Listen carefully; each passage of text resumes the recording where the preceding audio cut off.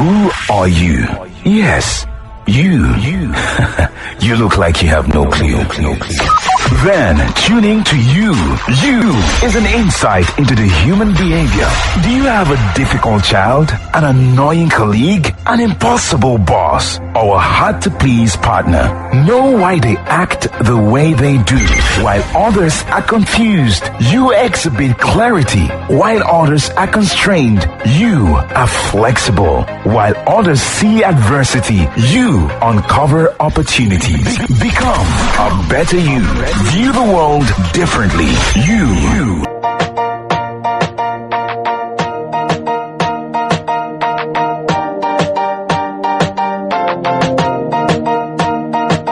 It is time for you. We have our in-house psychologist in the house, Mr. Adioye, and we're going to be continuing on the series of finance in relationships. Yes, romance and finance. Yes. Okay. So where are we taking it to today? Okay, interesting topic, and I've got loads of reactions from the last time.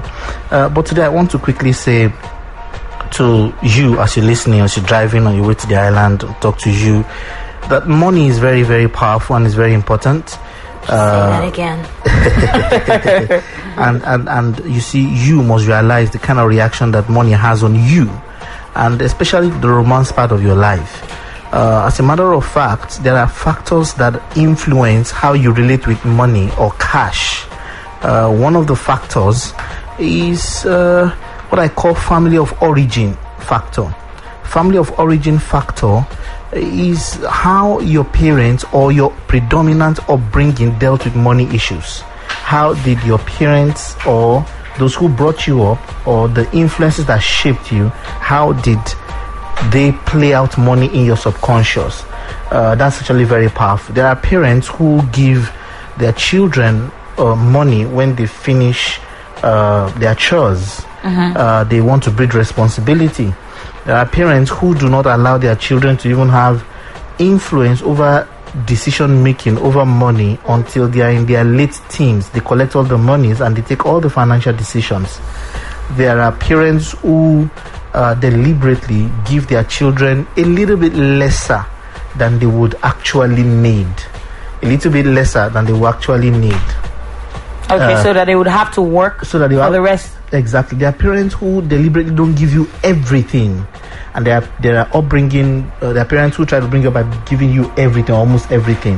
The key here is family of origin psychology matters. How the people who brought you, or the predominant factors that shaped you when you were growing up. Okay. It's very, very powerful, very important. I will agree on that, because I would like to say this is like an experience. When we're growing up, at some points, we didn't have a lot of money. I'm not even going to lie. When you have a lot of money, we're not rich, we're comfortable, but there were still some things that I would have liked to have that we didn't have. And the way my dad brought everybody up in the house is that a lot more things are more important than money. Like love, family love, because we don't have enough money, so we might as well just love each other first. Yeah. You get me? So when they buy stuff, he usually just buys stuff so everybody gets to share it. He can buy me my own, but he will buy one and you say all of you must eat it and be happy. If you grumble, you're not going to eat it for that day, and he's probably not going to give you anything for the next 1 week. So if he bites like a piece of meat and he gives you, and you're like, daddy is too small, he'll collect his back. Yes, and he said, give it to me, and you're not gonna have anything else for so you say thank you, be grateful for the little things that you have. And growing up, there's some things that are not important right now, because I remember that this was what they tried to teach when you were little. But I want to now ask the ones that your parents didn't even have money at all to even give them, and they still even tried, and still now grew up and to think that, you know what, this money that my parents do not have, I must get it by any means necessary. Yes. And see, that's the psychology of I've had a disturbing, a rough past or upbringing. So it's called the compensatory factor. So I have to compensate. So when the person is going to a relationship, whether he or she, this person is looking at maxing out the advantage. You understand, Kim, what I'm saying? This particular person is trying to max out advantage. In fact, the choice of who this person will go out with, it will be colored a lot by finance. What has happened is their value system, finance, when it comes to relationship or romance is very high. Now, this person doesn't even know how much finance is, let me say, moving the hand of the clock. And so you see this person make repeated money decisions all around cash, savings, all around cash. Very powerful decisions that the person will be making. And so the key here is that everybody must understand the limit or the zone that family of origin had brought them. And this affects relationship. And you see, this is where relationships are powerful. Romance is at the base of your being, so that it passes through all your other filters. You, for example, are at the home ground. It affects the real you will come out. Yeah. The real you, when it comes to money and finance, will come out. And this is powerful. The second thing I'd like to say introduction this morning is our habits.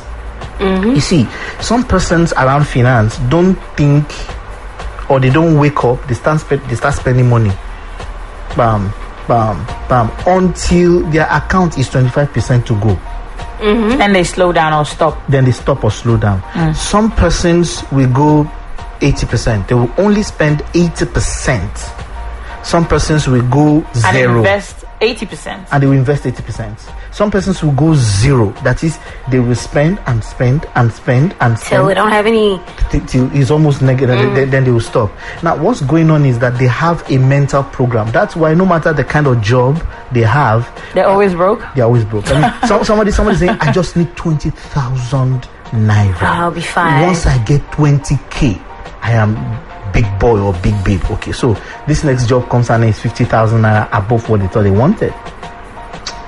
So what happens? How do you become that person? I even want to ask personally. So me, I write everything down. What does that make me? Like before I spend any, if I spend 2 naira, I have a really big book. Shola and Chinas are always laughing at me. I always paper and biro. I just write next salary. I write this one how much, this what one how much. Spend it on. I will not even write miscellaneous. That's money for sodas, water, and then you have recharge savings? cards and stuff. Yeah. So I don't know. What does that make me? Does that make me frugal? No. Yes, it makes you frugal. It means that in your bringing, relating to money, you were taught the budgeting method, and that's very powerful. Now, what that does in your case is that you have the opportunity for tracking. You can even track at the end of the month how well you follow that budget. Number two, if you show me that piece of paper, the one you executed, what you bought in the past 3 to 6 months, I can tell you, one, your strongest interests. Okay. That's what you spend money on, maybe consistently. Okay. Number two, I can predict direction almost with some accuracy, the direction or the eventualities of your future.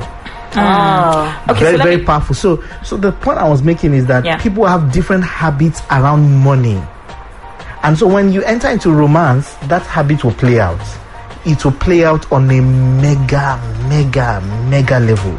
It's unbelievably strong how these habits play out. So in romance, both parties must unearth and bring to the fore their patterns.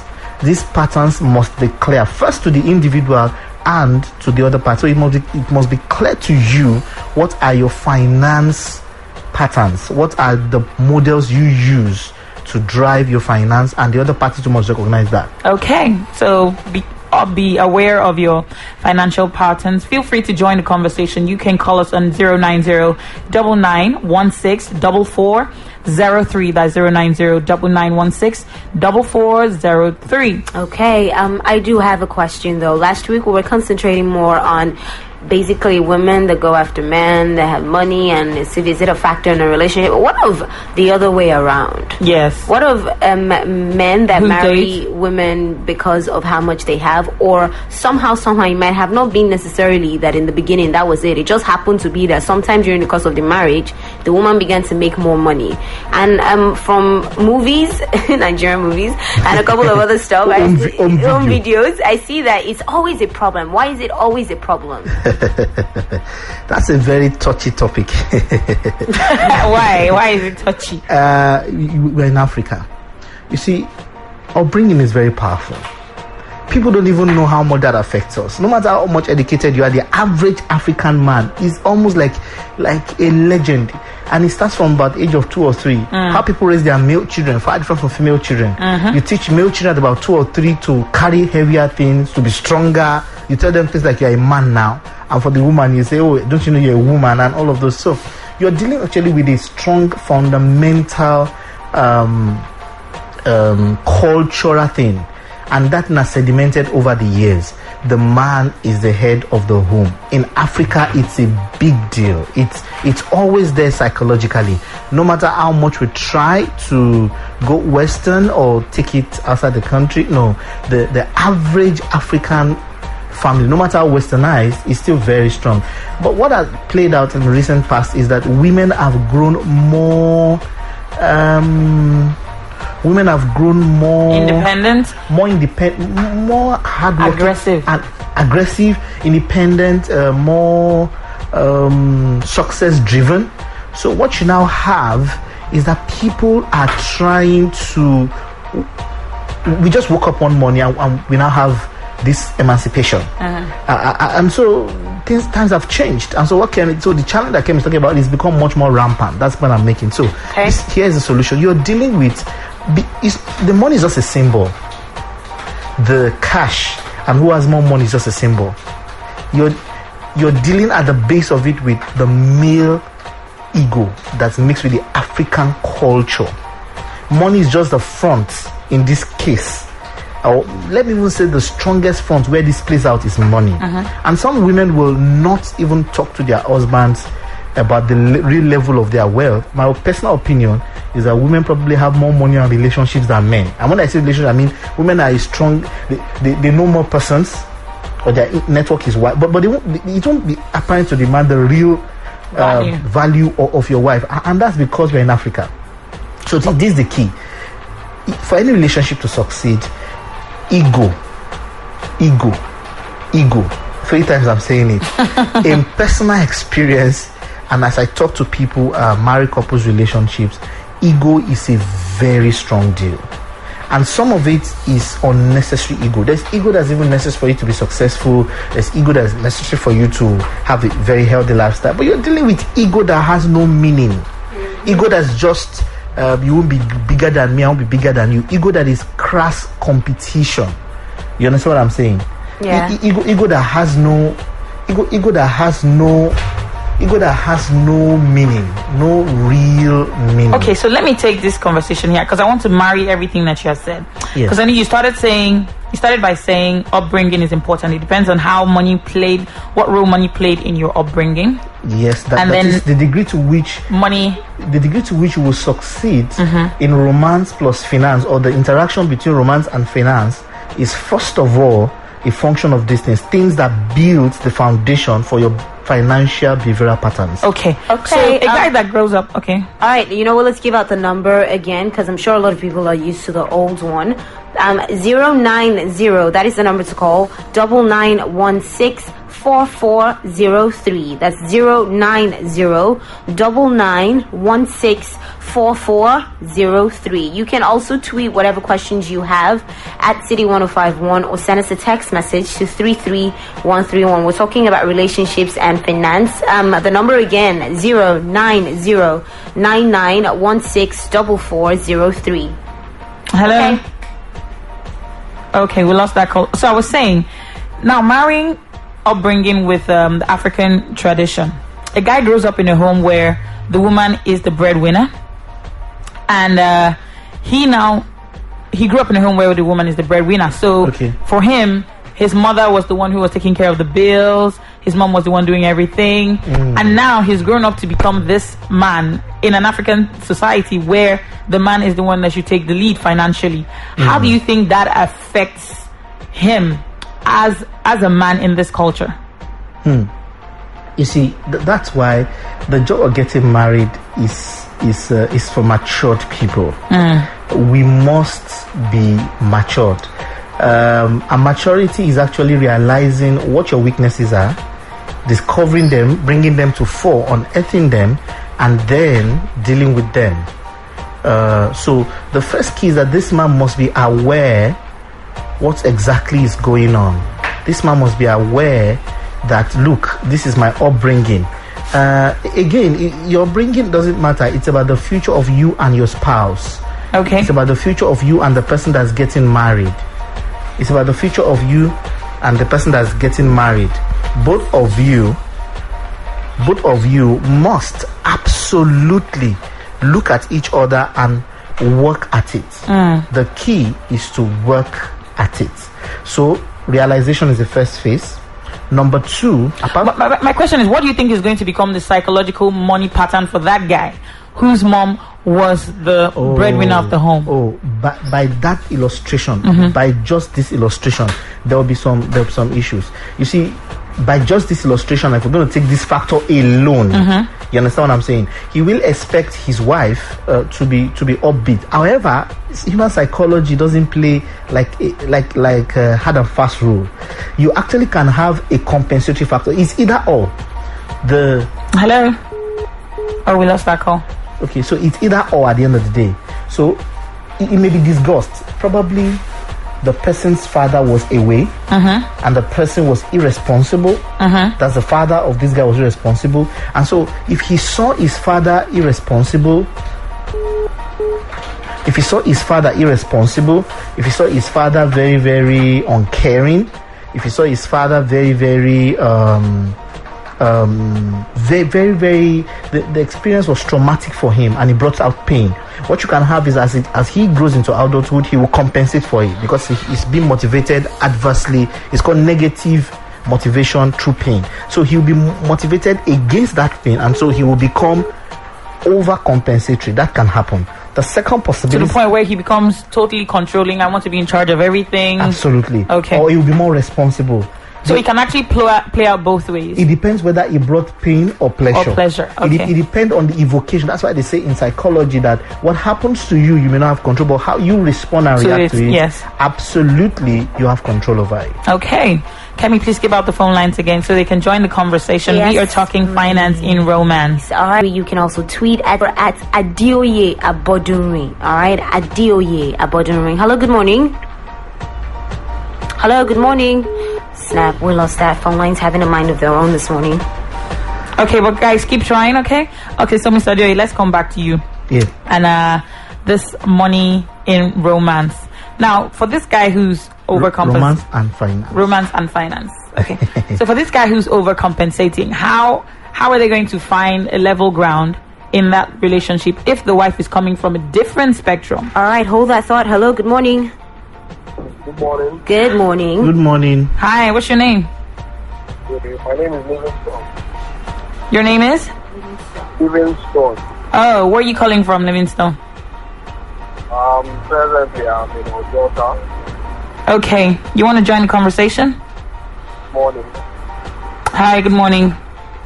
I been this for some time now, and I'm really enjoying talking about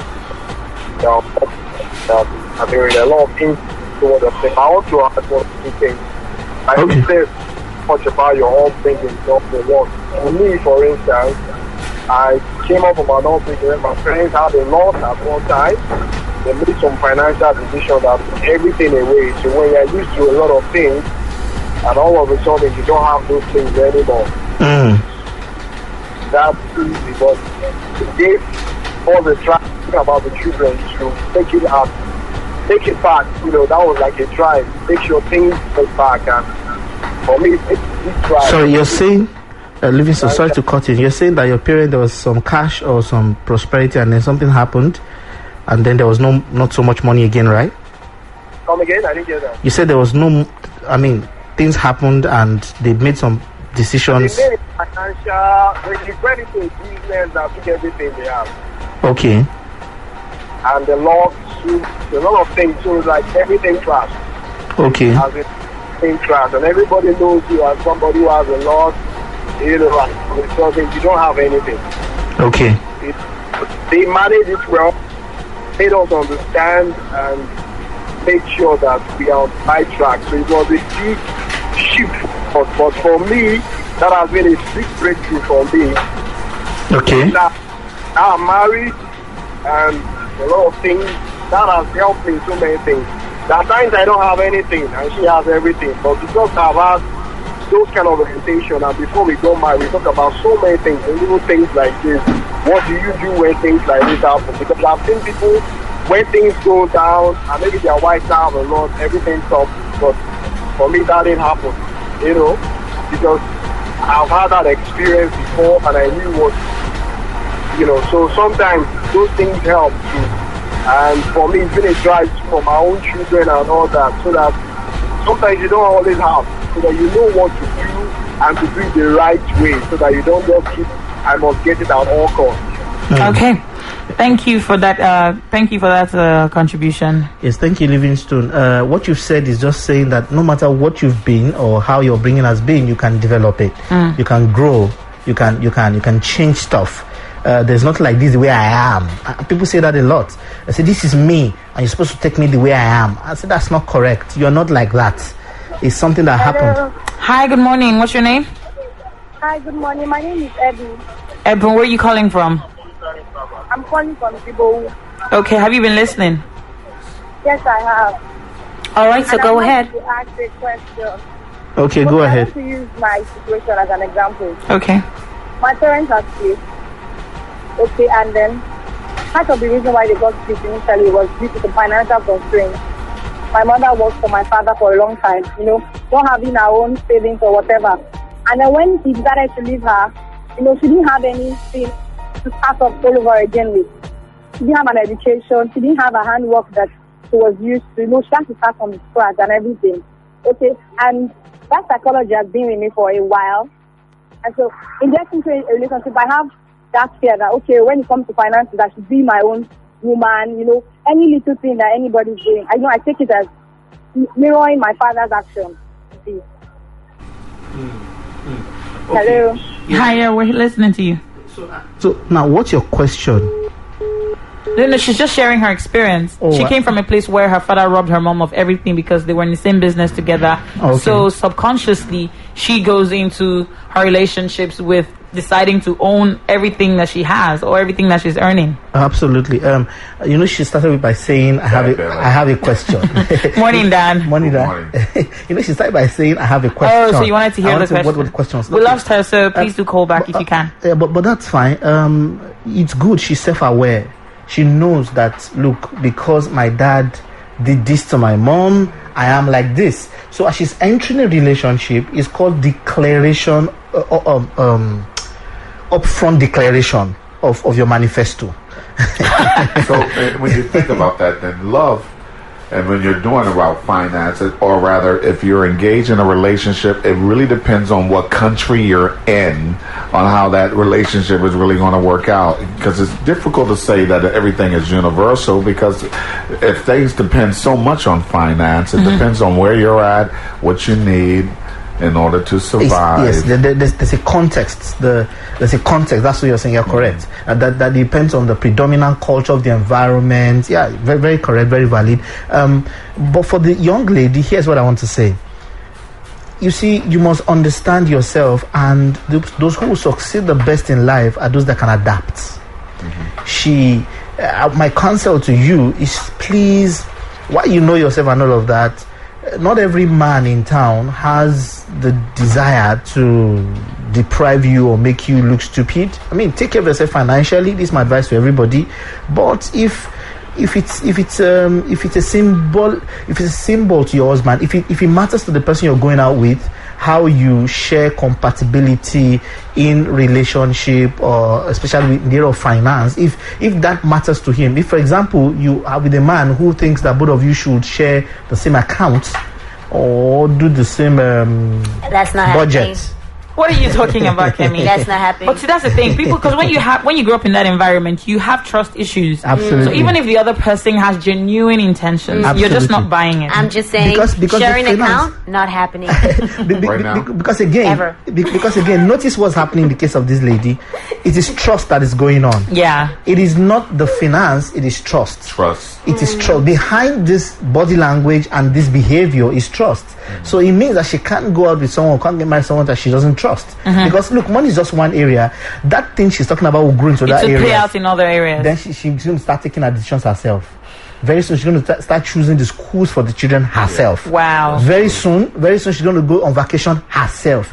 When she goes vacation herself, then she meets a fine guy herself. Oops. Then by herself, she begins to do things that she doesn't want to do. So, so the point is that, look, whatever you're doing, it's about blending and adapting. The most successful species are not the most intelligent ones or the ones that are strongest, but the ones that can adapt. Dinosaur was very strong, very big, very strong, very big, very strong, very big. The baby of the dinosaur, very big. Everything dinosaur, very big. The animals on the plant, the continent were reducing. So everything dinosaur used to eat reduced. I went into extinction. Dinosaur today is also bone, a lot of bones. You arrange the That's bones. all that's left of it. And then there are kid stories and all of that about them. So the point is that you must be able to adapt and change. And this is very, very important. I got some feedbacks from my BB. Somebody, yesterday we were chatting about this. She was telling me how really she was confused about romance and finance. How there's a guy who was not her catchment area. He was not the kind of guy that she want to go out with. But there was this guy is upcoming. He's not poor, but he's upcoming. If you notice my voice, That's the second guy? No, that's the first guy. Okay. He's not poor, But he has potential. his future is bright in Christ Jesus. Amen. And there's this other guy who has everything. He is loaded. I mean, you know, there's spiritual load when you can even take care of needs in the future, anticipated needs. Wow. The guy has word, handsome, sleek. This other guy following Jesus, very, very dedicated, in love, buys Valentine flowers, and all. But this other guy, I mean, guy just sends 200K for Valentine. I mean, it's just a lot of blessing. Take that money, girl. So she's chatting with me like, bros, this is my case. Who do I say yes out of these two guys? And she says she knows them, that both of them have been with her for 2 years. She knows them, both of them, very well. And from the questions I asked her, she really loves the behavior of this upcoming guy. You know, I don't want to say he's poor. It's upcoming. His future is bright. This other guy too, his future is bright or brighter. The future now is very bright, and the other one's brighter. So, this was almost 3 yesterday. She was just asking me, "What do I think? What do I think?" She was probing me. At some point, I told her, I said, "In your heart, you want to collect money. Yes. And in your heart, you like this guy's character. So this guy that has money, what don't you like about him?" She goes, "Well, the guy, I think I don't trust him." And this was after some serious prodding, after some serious prodding. She said, "I think I may not trust him. I think too many girls will be after him." I said, "But does he really like you? Is he committed to you?" He said, "I know, you know, but you see, money will assist him to misbehave." This was what she said. I said, see, belief system. Are you sure that you're not the one who will sell this belief? And subconscious, you can sell a belief system to someone. You have a belief system that you can be rich and not pursue women and all of that. So my point is this: when you want to make romance decisions, strip it bare. First of all, why, how, when? Ask yourself all the questions in the world. If I remove this money, do I like this person, or would I still take this decision? So if I put all the negative character, if I put all the negative behaviors of this person on the table, would I live with this person? Someone told me once, said, very, very successful entrepreneur in this climb. He's raised many companies, very rich man. He's in his 70s right now. And so we were talking, and people were asking him the secret of his success. And he said something very instructive. People didn't know I noted it. He said, the people I have around me. So when he said that, I said, that doesn't mean anything, sir. Can you just expatiate on that? So he told us, he said, I don't recruit people's weaknesses, people's strengths alone. I recruit their weaknesses. Right. He said, so I recruit people's non-performance. So if I want to recruit someone, I'm looking out for, in the worst case scenario, what results would this guy deliver? What are this guy's weaknesses? So when you're looking at a relationship, I suggest you go with that approach. Brass tacks. What are the real weaknesses of this person? Can I live with these weaknesses? If you give me all the money in the world, or without all the money in the world, would I still be willing to live with this relationship. Yeah. And once you do this, the taint, the deflection that money is giving you will immediately show. Yeah, but nobody's thinking weaknesses in the beginning of a relationship. We're looking at all the good things. Yes, I think it's time we started looking, in the directions of everything else. Yes, Away from money, away from sex, away from the hot body. It's time to get down to the truth of it. Thank you, Mr. Adeoye. We have come to the end of you today. But you can also catch Mr. Adeoye on Twitter, Facebook, and at Adeoye Abudere, or you could go to his website www.adeoye.me. There's a short test there that you can take to help you with your personality, help you about how you handle relationships, making, and all of those. Yes, okay. Question of the day: if your spouse didn't have any money, would you still marry him or her? And that's it. You know.